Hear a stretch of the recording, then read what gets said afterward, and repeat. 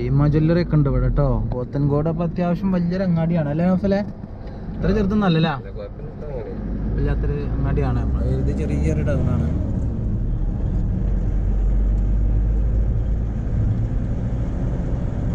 രാജകുമാരി textiles.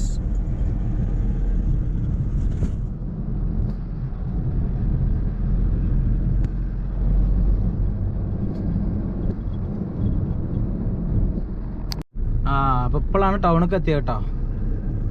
Venjaramoodu town ഇപ്പൊ എത്തിയിട്ടുള്ളൂ.